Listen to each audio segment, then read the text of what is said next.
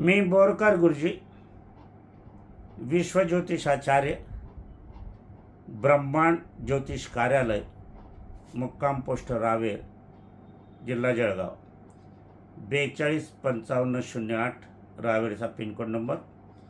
माझा mobile number आणि WhatsApp number एकच आहे, 9850015558.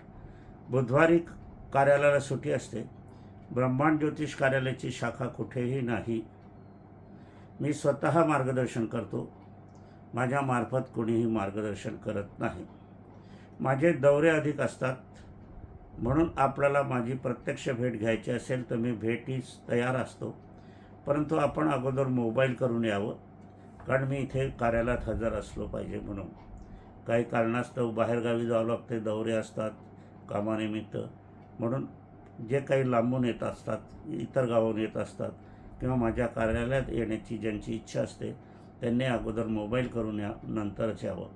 बुधवारी शक्यतो कार्यालय बंद असते, शनिवारी पण बंद असते. परंतु मी दौऱ्यावर नसलो तर मग कार्यालय मात्र सुरू पण असते.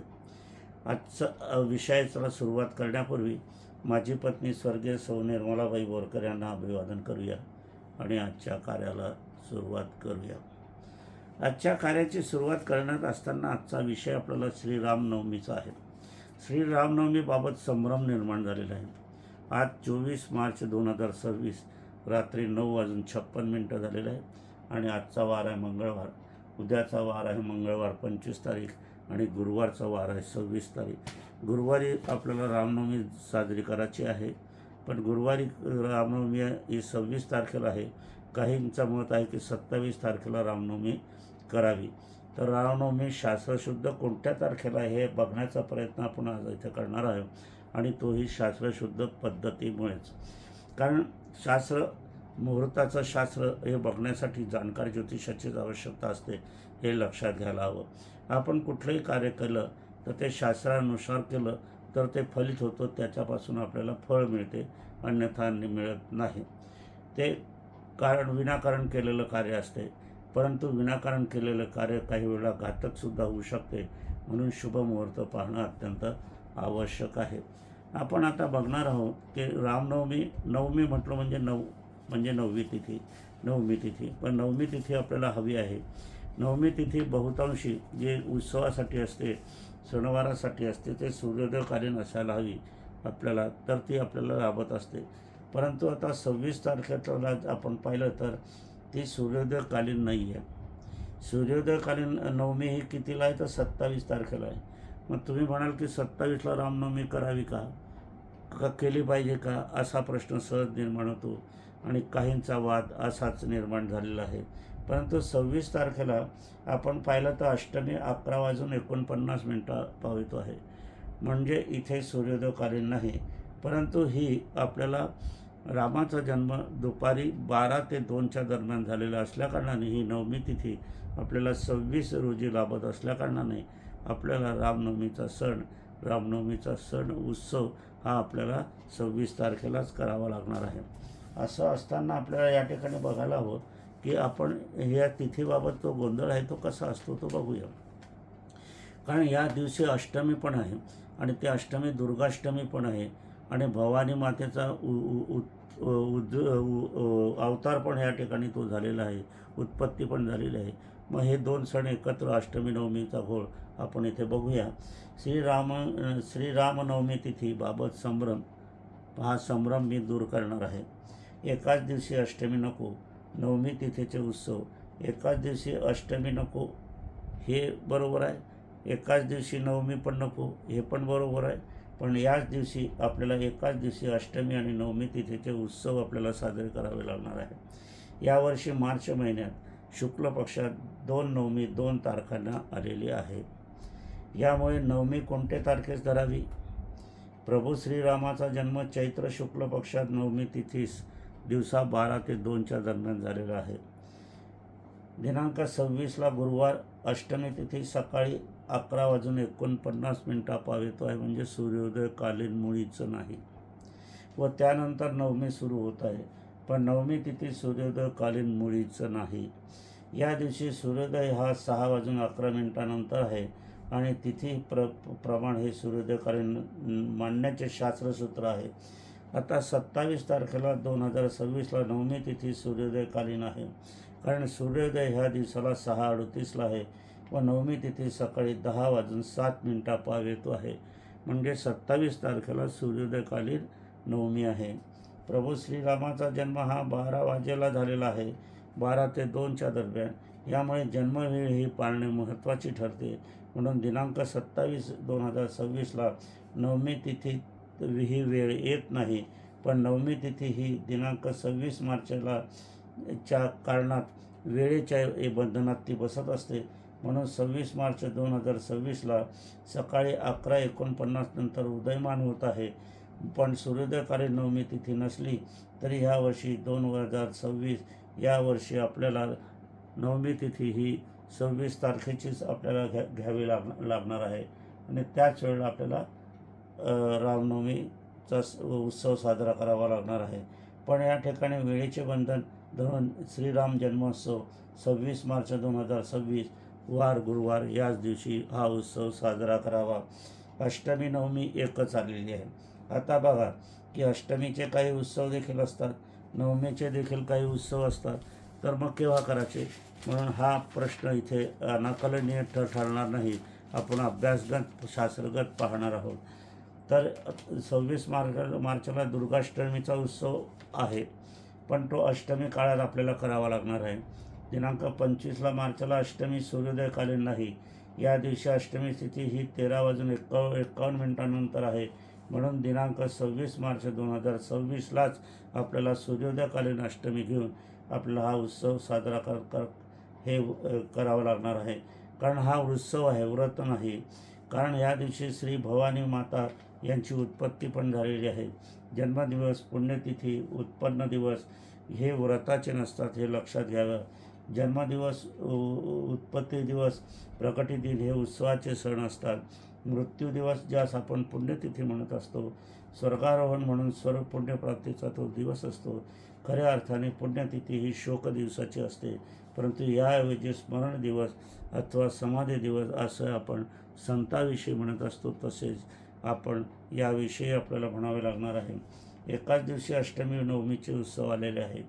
खऱ्या अर्थाने काहींना हे आश्चर्य वाटत असेल व पटणार पण नाही, परंतु असे आश्चर्य अनेक वेळा मागच्या अनेक वर्षात येऊन गेलेले आपल्याला दिसतात. दुर्गाष्टमी श्री भवानी उत्पत्ती ही सकाळी 11:49 आत हा उत्सव साजरा करावा. त्यानंतर मात्र करता येणार नाही, कारण मग नवमी तिथी लागणार आहे. श्रीराम जन्म आपण ह्याच 26 मार्च 2026 वार गुरुवार या दिवशी दुपारी 12 वाजेला करावा. मनुष्याच्या जन्माचे 12वे दिवशी पाळण्यात टाकतात. काही ठिकाणी 5वे पूजन करताना देखील सोयीचे व्हावे म्हणून पाळण्यात टाकतात, परंतु ते उचित नसते. प्रथम दिवशी देवी देवतांच्या जन्माच्या दिवशी देवी देवतांचे बालस्वरूप जे असते ते बालस्वरूप उत्सव करण्याची परंपरा असल्यामुळे पाळणा सजवण्यात येत असतो. आता आपण ज्योतिषशास्त्र पद्धतीने बघणार आहोत. ज्योतिषशास्त्र पद्धतीने बघत असताना आपल्याला ही कुंडली आपण बघणार आहोत. ही रामाची कुंडली आहे. ही रामाची कुंडली असताना कर्क लग्नाची कुंडली आहे. गुरुचंद्र योग या ठिकाणी कर्क राशीमध्ये झालेला आहे. गुरु ज्या वेळेला कर्क राशीमध्ये येतो त्यावेळेला उच्चीचा होतो आणि त्याच्यासोबत चंद्र असतो त्यावेळेला गजकेसरी योग होतो. हा उदयमान हा भाग आहे. त्यानंतर शनी हा ठिकाणी उच्चीचा आहे, तो तुला राशीचा आहे. तुला राशी असताना मंगळ हा शत्रू राशीत असला तरी शास्त्र असं म्हणते की मकरेचा मंगळ हा उच्चीचा असतो. शुक्र हा मीन राशीत आहे, हा पण उच्चीचा आहे. रवी हा मेष राशीत आहे, उच्चीचा आहे. बुध सर्वसाधारण अवस्थेत आहे. म्हणजे गुरु, चंद्र, शनी, मंगळ, रवी, शुक्र हे आपल्याला या ठिकाणी आपण बघत असताना आपल्याला उच्चीचे दिसत आहे.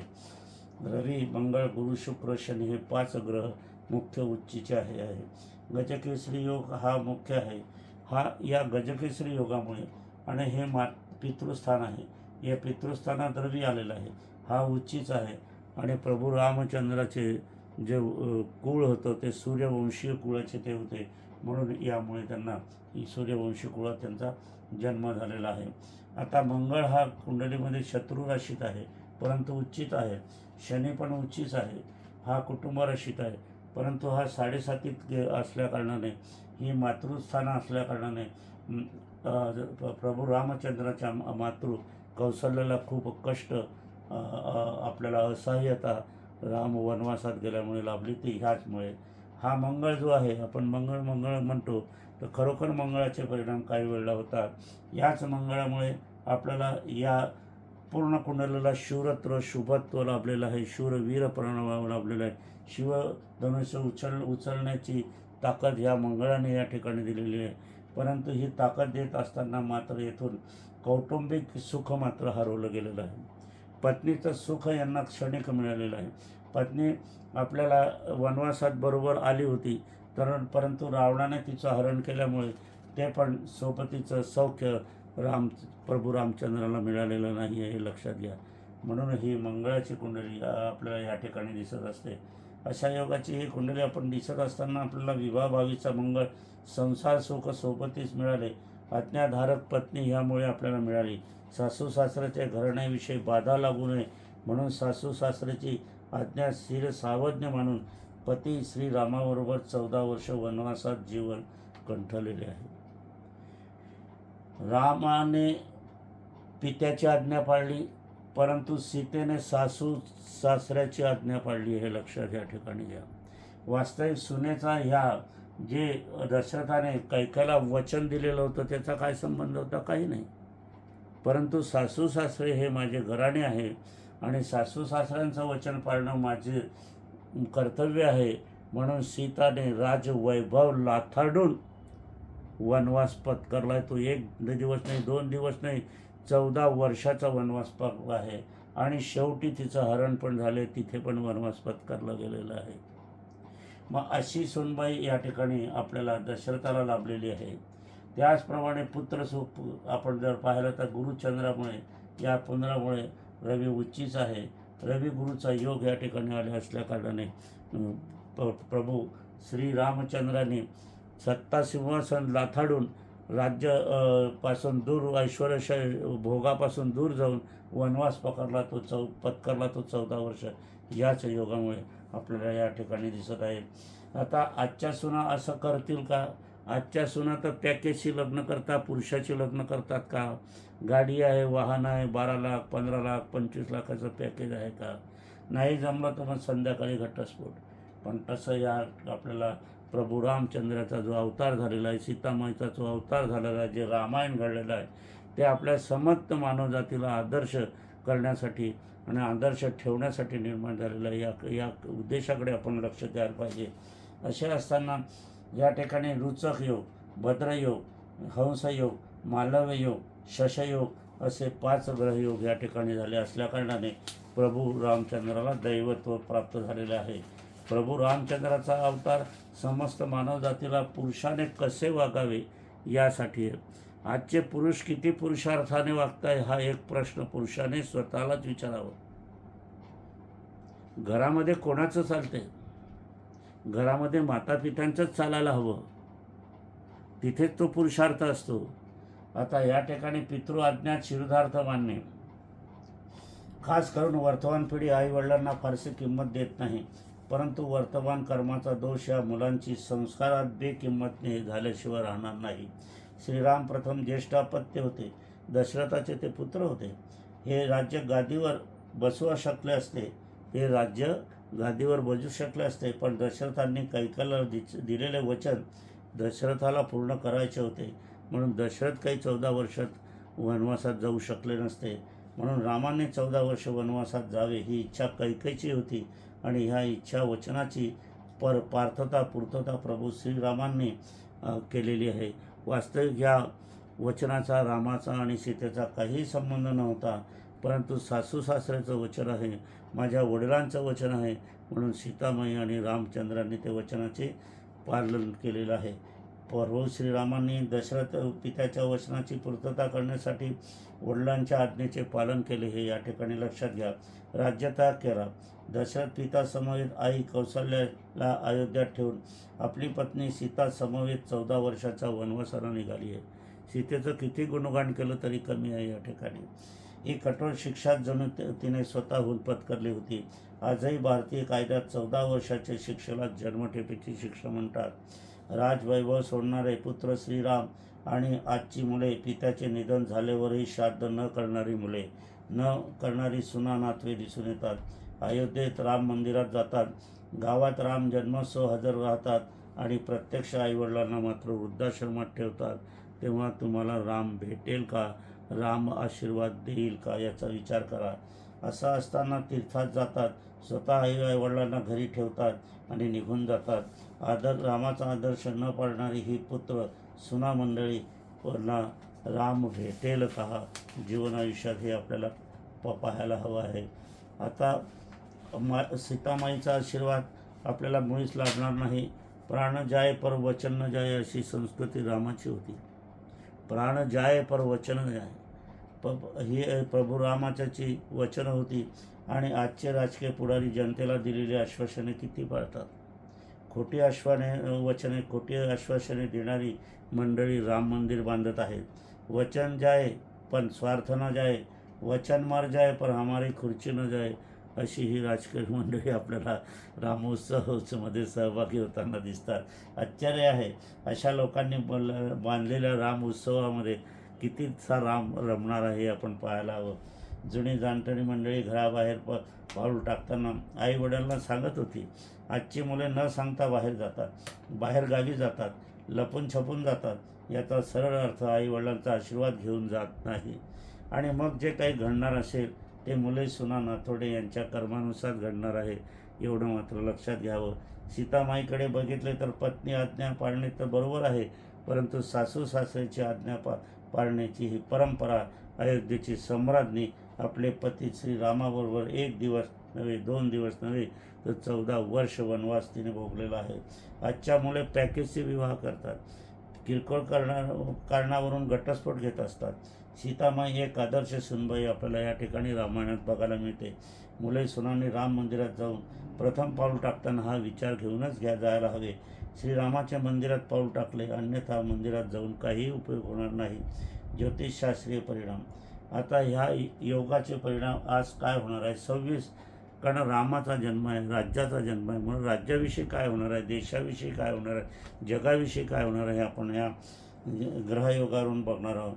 तर ज्योतिषशास्त्रीय परिणाम 2026 हे वर्ष पराभव नाम संवत्सराचे आहे. यामुळे पराभव होणार आहे. तर पराभव कोणाचा होणार आहे? तर राजा गुरु आहे, मंत्री मंगळ आहे, काळ नावाचा मेघ आहे व तक्षक नावाचा नाग आहे. वर्षारंभी मंगळ बुधाची युती आहे. रवी शनीचा कुयोग पण आहे. बुध मंगळाचा स्फोटक योग आहे. मंगळ अग्नीचा कारक आहे. बुध पृथ्वीचा कारक आहे. रवी राज्याचा कारक आहे. शनी रुद्रावतार घेत आहे. यामुळे युद्धजन्य परिस्थिती निर्माण झाली ती ह्याच योगामुळे. पराभव नामक संवत्सराचे परिणाम. इराणची वृषभ राशी आहे. कृतिका नक्षत्रात त्याचा जन्म आहे. अग्निदेवतेचे स्त्रीलिंगी रूप त्याचे आहे आणि कार्यनाशक फल हे आपल्याला या ठिकाणी कृतिका नक्षत्राचे दिसते. या योगाने बहुसंख्य इराणमध्ये हानी फार मोठ्या प्रमाणावर झालेली आपल्याला दिसेल. या हानीचे परिणाम तो किती वर्षांनी पुढे जाणार आहे आणि याची स्थिरता किती वर्षांनी होणार आहे हे सर्व जगालाच आपल्याला करून द्यावं लागणार आहे. स्त्रियांचा अधिक मृत्यू या ठिकाणी झालेला दिसेल. 20 वर्षाचे वय असलेली बालके मृत्युमुखी अधिक पडलेली आपल्याला दिसून येतील.